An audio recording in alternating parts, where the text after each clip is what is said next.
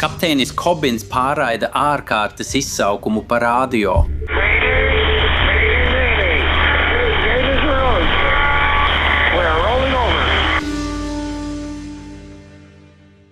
Scandies Rose bija 40 metrus garš tērauda zvejas kuģis, kas bija reģistrēts Dačārborā, Aļaskā un tika uzbūvēts 1978. gadā Bender Shipbuilding Company Mobilā, Alabamā. Kuģim bija atļauj zvejot Beringa jūrā karaļa krabjus, opilio jeb Aļaskas snieda krabjus un klusā okeāna mēnces, izmantojot stingras tērauda sieta būrus, kas pazīstami kā murdi. Vasaras mēnešos tas kalpoja kā atbalsta kuģis lašu zvejai Beringa jūrā un Aļaskas līcī. To piederēja kompānijai Scandies Rose Fishing Company, kas atradās Bremertonā, Vašingtonas štatā un tika nopirkts no iepriekšējā īpašnieka 2008. gadā. Kompānijas īpašumtiesības bija sadalītas starp 3 cilvēkiem, un Dens Matsons bija kuģa pārvaldnieks un galvenais īpašnieks. Scandies Rose vērtība bija 15 miljoni. Tajā bija 12 glābšanas tērpi, 1 EPIRB, jeb avārijas pozīcijas norādošais radioboja un 2 glābšanas plosti. Šis EPIRB ir paredzēts, lai tas brīvi peldētu, ja kuģis nogrimst. Automātiski aktivizējoties, signālu var uztvert satelīti jebkur pasaulē. EPIRB nosūta trauksmes signālu ar unikālu identifikācijas kodu, kas sniedz informāciju par kuģi, tā atrašanās vietu, nosaukumu, glābšanas aprīkojuma veidu un ārkārtas kontaktpersonām krastā. 2019. gada 20. jūnijā Scandies Rose saņēma savu stāvokļa un novērtējuma pārskatu, kas liecina, ka kuģis bija labi uzturēts un tam tika veikta detalizēta pārbaude. No 2019. gada aprīļa līdz jūnijam stāvokļu un novērtējuma pārskatā nebija iekļauts jauns kuģa stabilitātes ziņojums. Stabilitātes ziņojums tiek izmantots, lai izstrādātu norādījumus par to, kā uzturēt kuģa stabilitāti. Cik daudz svara var sadalīt, neietekmējot kuģa stabilitāti? Scandies Rose turpina izmantot iepriekšējo stabilitātes ziņojumu. Es nezinu, kad šis ziņojums pēdējo reizi tika atjaunināts. 2019. gada 29. decembrī kapteinis Gerijs Cobbins Juniors un viņa 6 apkalpes locekļi sagatavo Scandia Rozi izbraukšanai no Canary Row, Kodiakā. Beringas jūras mēncu zvejas ar murdiem sezona sākas 2020. gada 1. janvārī. Beringas jūra ziemā ir ļoti augsta, tikai 32 grādi pēc Fārenheita. Skandijas Roze uz klāja ir 7 cilvēki, kapteinis un 6 klājstrādnieki. Kapteinis Gerijs Cobbins Juniors ir kuģa 30% īpašnieks un kā kapteinis pieņem lēmumus, kad un kur zvejot. Viņam ir 45 gadu zvejas pieredze, no kuriem 40 gadi pavadīti kā zvejas kuģu kapteinim Aļaskas līcī un Beringa jūrā. 2009. gadā viņš kļuva par pilna laika Skandijas Rozes kapteini, un viņa kolēģi viņu uzskata par ļoti labu zvejnieku un pieredzējušu kapteini. Klājstrādnieka pieredze svārstās no 1 gada darba līdz pat 20 gadiem uz līdzīgiem kuģiem. Klājstrādnieks sagatavo un apkalpo zvejas aprīkojumu, labo un remontē murdus, un, ja nepieciešams, palīdz kapteinim vadīt un stūrēt kuģi. Viens no klājstrādniekiem, Deivids Cobbins, ir kapteiņa dēls. Arts Ganasijs ir kuģa mehāniķis, Roks Reinijs klāja priekšnieks. Sets Sorins Ganaruso ir kuģa pavārs. Džonam Lolleram ir 11 gadu pieredze zvejniecībā, un viņš pievienojas kuģim 3 dienas pirms tā izbraukšanas savam pirmajam reisam, bet Dīns Gribls, kuram ir 20 gadu pieredze, pievienojas kuģim īsi pirms izbraukšanas. Kad vēl viens klājas strādnieks aiziet, es domāju, ka viņš jau iepriekš ir strādājis uz Skandijas Rozes, bet sākotnēji viņš nebija ieplānots. Šajā reisā apkalpe strādā līdz vēlai naktī, kraujot un nostiprinot 198 krābju būrus. Būru svars ir atšķirīgs, un balstoties uz apkalpes rīcībā esošajām stabilitātes instrukcijām, katrs būris sver 379 kg. Būri ir sakrauti 9 rindās no priekšpuses uz aizmuguri un 4 rindās no vienas malas līdz otrai. Tie sasniedz 6 metru augstumu virs klāja un aizņem visu kuģa galvenā klāja platību. Katra rinda ir sakrauta 5 līmeņu augstumā, izņemot priekšpusē pie tiltiņa labās jeb laborta puses. Vadības postenis, kur tās ir sakrautas tikai 4 līmeņos. Tā kapteinis var redzēt pāri tām, un tās ir nostiprinātas pie kuģa ar ķēdēm. Vadības postenis ir nedaudz līdzīgs novērošanas punktam, kur kapteinis var vadīt kuģi un redzēt, kurp viņš dodas. Nākamajā dienā, 30. decembrī, viņi pārceļās uz uzpildes piestātni, kur uzpilda 2100 galonu dīzeļdegvielas, papildina ūdenstvertnes, nopērk 6811 kg ēsmas un iekrauj to priekšējā noliktavā. Kapteinis Kobins veic drošības mācības ar apkalpi. Viņi apspriež mašīntelpas ugunsdzēsības sistēmu, glābšanas plostu, atrašanās vietu, kā izmantot kuģa epirbu un kā veikt Mayday izsaukumu, izmantojot kuģa radioaparātus.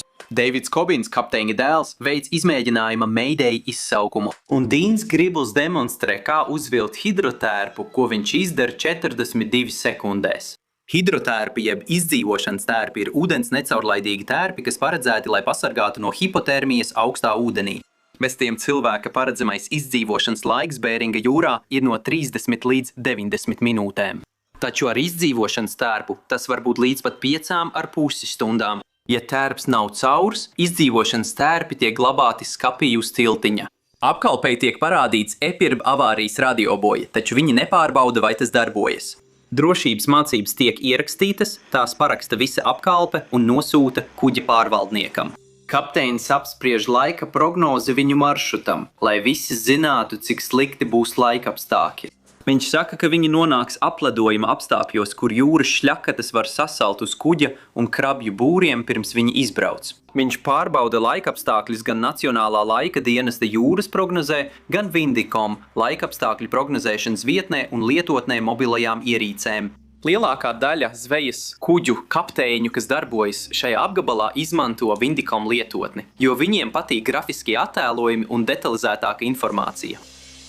5 stundas pirms viņa izbraukšanas Nacionālais laika dienests izplata jūras prognozi ar brīdinājumiem par vētras spēka vējiem un stipru apledojošu jūras smidzinājumu kuģa maršrutā.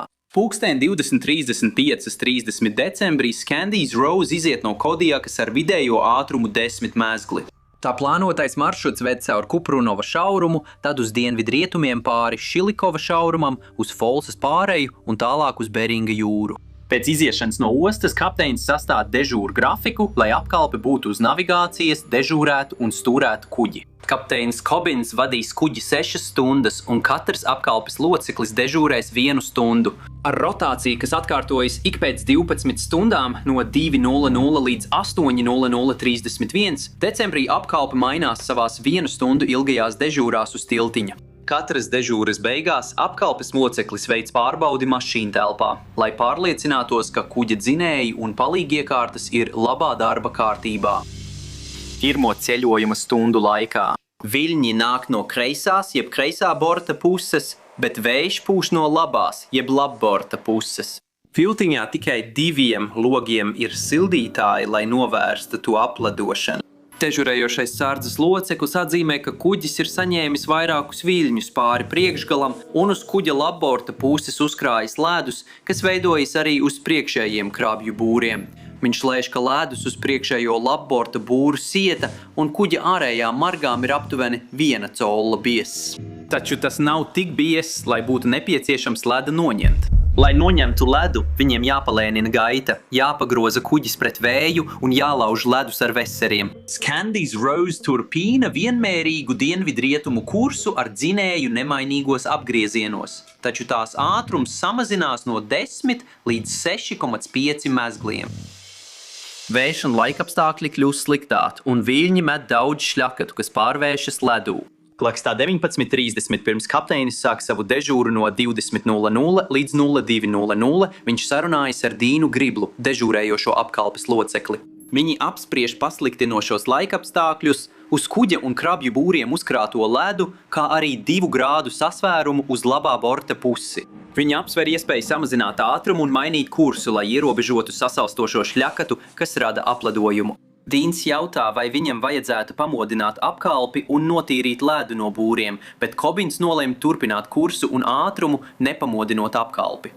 Viņš uzskata, ka laika apstākļi ir pārāk skarbi, lai apkalpe dotos uz klāja un laustu ledu 70 mezglu stiprā vējā, un ka viņi var pagaidīt, līdz kuģis būs aizsargātos ūdeņos.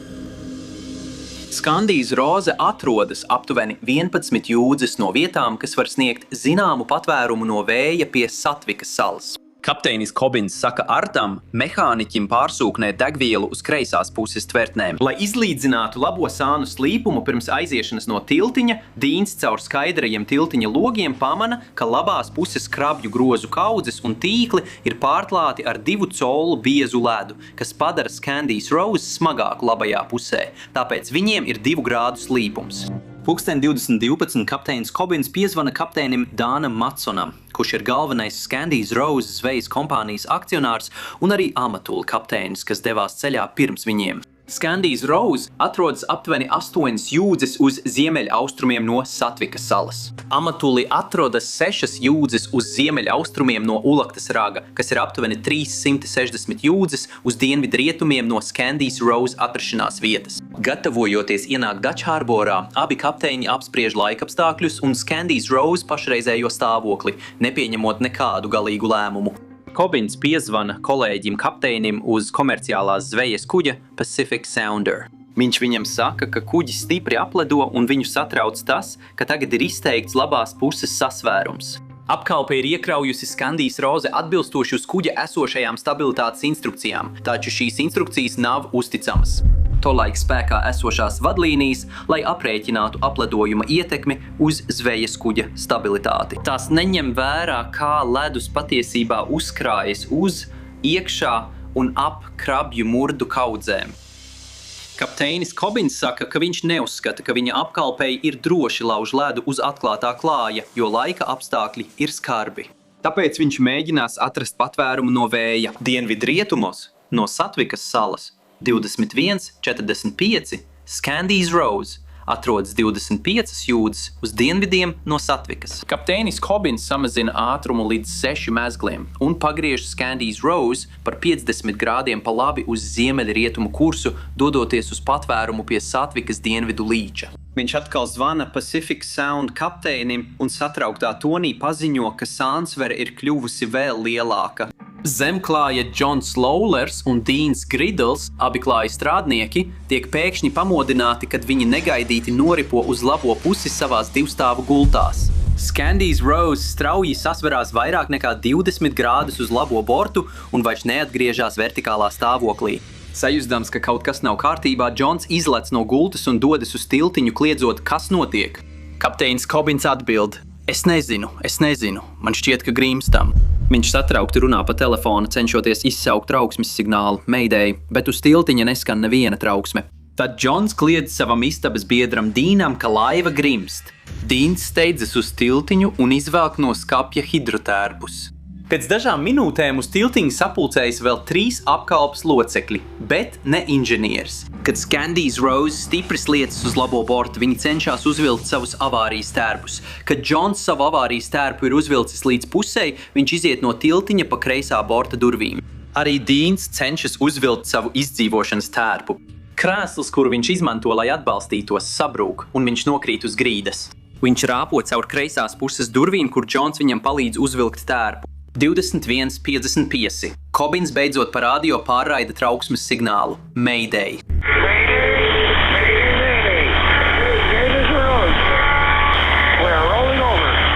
Kobins paspēja pārraidīt kuģa atrašanās vietu, pirms kuģis pēkšņi sašūpojas. Viņš tiek nogāsts uz klāja un aizslīd līdz pat tiltiņa labās puses sienai.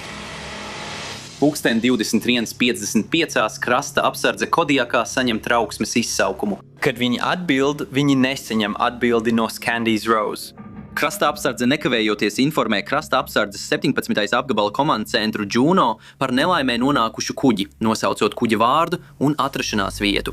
17. apgabals nodod šo informāciju krasta apsardzes sektoram. Ankoridžā 22:08 Ankoridžas krasta apsardzes komandu centrs dod rīkojumu Kodiakas aviobāzei pacelt gaisā MH-60 Jayhawk glābšanas helikopteru. Pēc vairākiem mēģinājumiem sazināties ar Scandies Rose par rāciju, kas paliek bez atbildes, krasta apsardze izplata steidzamu paziņojumu, lūdzot visus kuģus apgabalā būt īpaši vērīgiem un ziņot par jebkādiem novērojumiem krasta apsardzei.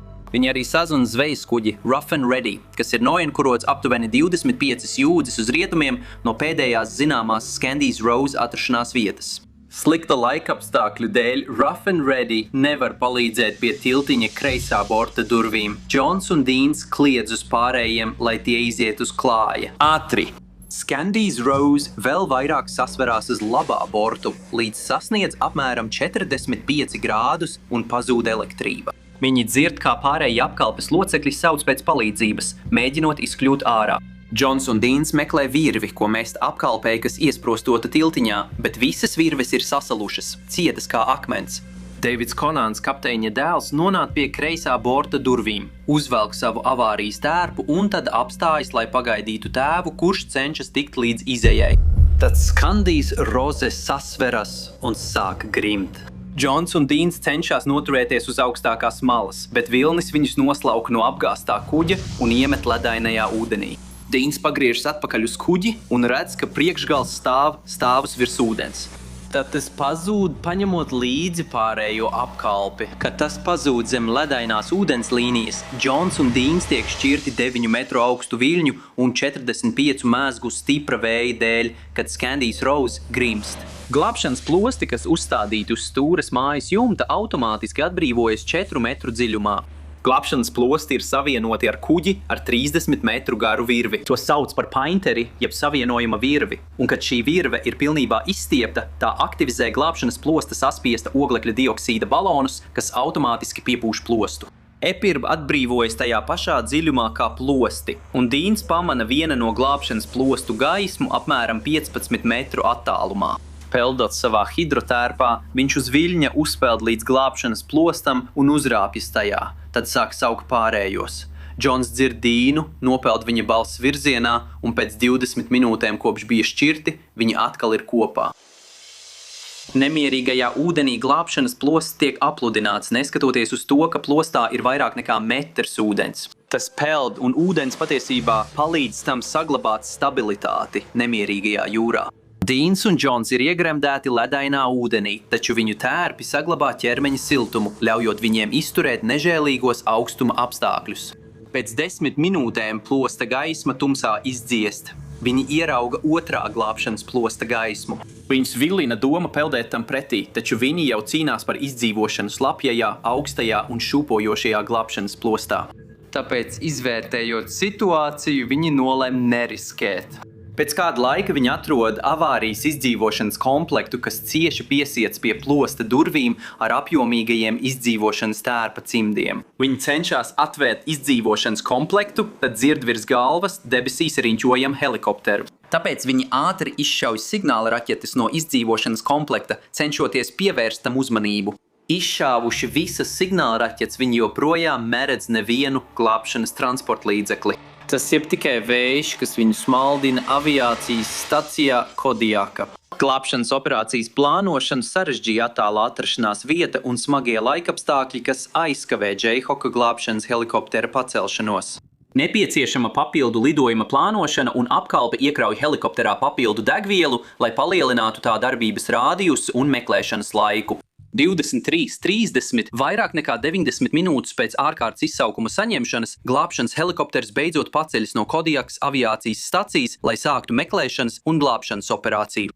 Pēc dažām minūtēm 17. rajona komandcentrs novirza krasta apsardzes kuteri Melons no tā patruļas pie Dačārboras uz pēdējo zināmo Scandijs Rose atrašanās vietu. Melons paredzamais ierašanās laiks ir vairāk nekā pēc 16 stundām. No Elmendorfas Richardsona aviobāzes Ankoridžā tiek nosūtīta C-130 lidmašīna, lai palīdzētu meklēšanā un kalpotu kā sakaru relēja platforma. Sakarā ar ekstremālajiem laikapstākļiem krasta apsardzes helikopteru pilotiem jālido zem mākoņu segas 91 metra augstumā ar redzamību, kas ir mazāka par pusi jūdzes. Vēji, kas brāzmo ap salām, izraisa spēcīgu turbulenci un gaisa straumes lejup, kas ir tik spēcīgas, ka abi piloti cīnās, lai noturētu helikopteru līmenī. Pulksten 02:00 pēc 2,5 stundu ilga lidojuma, lai veiktu 170 jūdžu attālumu, MH-60 Jayhawk helikopters ierodas pie Mayday koordinātēm. Viņi sasniedz 6 līdz 9 metru augstumu, vēja ātrums ir no 35 līdz 50 mezgliem un līst stiprs lietus un sniegs. Scandijs Rose APUB darbības laiks ir 48 stundas. Bet krasta apsardze nav uztvērusi tās signālu, jo nav neviena signāla, uz kuru fokusēties. Glābšanas helikopters sāk meklēšanas schēmu, meklējot kuģi, izdzīvojušos vai atlūzu lauku. Viņi atrod glābšanas plostu un nosūta glābšanas peldētāju to izmeklēt, taču atklāja, ka tas ir tukšs. 4 stundas pēc iekāpšanas glābšanas plostā Džons un Dīns dzird motoru skaņu un ierauga to, ko uzskata par kuģa mastu gaismu. Viņiem vairs nav atlikuši signāla raķešu. Viņi pārmeklē plosta aprīkojumu somu un atrod lukturīti, kuru izmanto, lai dotu signālu kuģim. Viens no kuģa pilotiem, kurš valkā naktsredzamības brilles, pamana tālumā spīdošo lukturīti, kamēr glābšanas peldētājs 0208 paceļ atpakaļ helikopterā. 2020. gada 1. janvārī krasta apsardzes glābšanas helikopters atrod 2 apkalpes locekļus 2. glābšanas plostā. Atkal glābšanas peldētāji tiek nolaisti pie glābšanas plosta un palīdz abiem apkalpes locekļiem, kamēr viņus paceļ helikopterā. Kad viņi ir uz klāja, abi izdzīvojušie pastāsta pilotiem, ka neredzēja nevienu citu apkalpes locekli, izkļūstam no kuģa pirms tas nogrima. Tagad ar zemu degvielas līmeni glābšanas helikopters nosaka kursu uz savu bāzes staciju Kodiakā. C-130 paliek notikuma vietā, lai turpinātu jūras informācijas pārraidi. MH60 Jayhawk ziņo izdzīvojušo koordinātas krasta apsardzes komandas centram caur C-130. Krasta apsardze izveido meklēšanas schēmu un nodod koordinātas nākamajam helikopteram, taču pārsūtītā atrašanās vietas informācija ir nepareiza. Ceļā uz Kodiaku pilots izslēdz palīgspēka iekārtu, lai taupītu degvielu, kas izslēdz arī apkuri. Izglābtajiem un apkalpei jāiztur lidojums augstā nodalījumā. Plaks 0324 otrais MH60 paceļās no Kodiakas aviācijas stacijas, lai turpinātu meklēt vēl kādus izdzīvojušos. Plaks 0346 stundas pēc Mayday izsaukuma pirmais MH60 ar 2 izdzīvojušajiem nolaižas Kodiakas aviācijas stacijā, kur Dīns un Džons tiek pārvietot uz gaidošo ātrās palīdzības mašīnu un nogādāti vietējā slimnīcā, lai saņemtu ārstēšanu hipotermijas dēļ. Plaks 0534. Otrs helikopters ierodas notikuma vietā un seko meklēšanas schēmai, kas izveidota pēc nepareizajām koordinātām. Nodotās koordinātas atrodas 78 jūdzes uz ziemeļiem no Mayday signāla atrašanās vietas. Plaks 0640 helikopters pamet notikuma vietu un atgriežas bāzē. Tikai tad meklēšanas un glābšanas komanda apzinās kļūdu.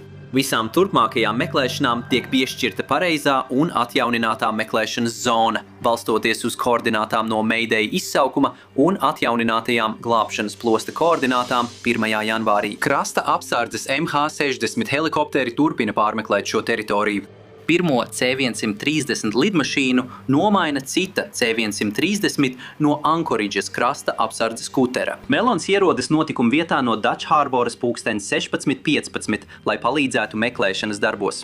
Taču pirms saulrieta pulksten 17:01 Melona kapteinis pārtrauc dalību meklēšanā. Sakarā ar uz klāju uzkrājušos biezo ledu ceļojuma laikā pulksten 18:08 20 stundas pēc Mayday izsaukuma saņemšanas un pēc 16 stundu ilgas izdzīvojušo meklēšanas, krasta apsardze pārtrauc meklēšanas un glābšanas operācijas. Abi izdzīvojušie tika nogādāti Providence Kodiak Island Medical Center slimnīcā, kur viņiem sniedza palīdzību hipotermijas un atdzišanas dēļ, pirms tajā pašā dienā viņus izrakstīja. Kapteinis un pārējie 4 apkalpes locekļi netika izglābti.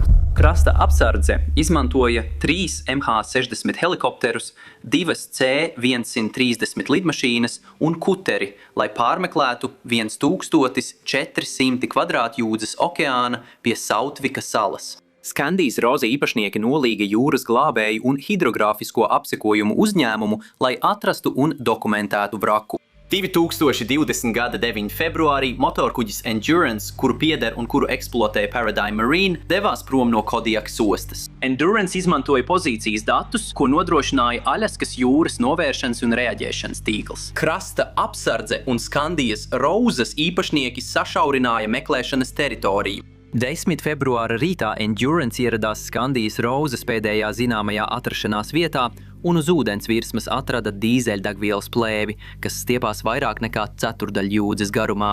Izmantojot sonāru, viņi atrada Skandijas Rose aptuveni 49 metru dziļumā, apmēram 335 metrus no Mayday pozīcijas. Kuģis gulēja uz labā borta austrumu-rietumu virzienā, ar priekšgalu uz austrumiem, bet pie labā borta atradās gružu lauks. Aptuveni 29 metru garumā un 13 metru platumā virs jūras dibena pie kuģa piestiprinātie zvejas bodži pacēlās gandrīz līdz 12 metriem zem ūdens līnijas. 11. un 13. februārī viņi veica ROV video apsekojumus, strādājot ņemot vērā ziemas laikapstākļus un paisuma apstākļus. ROV dokumentēja Scandies Rose vraku un gružu lauku. Viņi atrada tukša epirba stiprinājumu uz kreisā borta margas aiz tiltiņa durvīm. Vairākas kuģa ārējās durvis šķiet ir bojātas sadursmē ar jūras dibenu.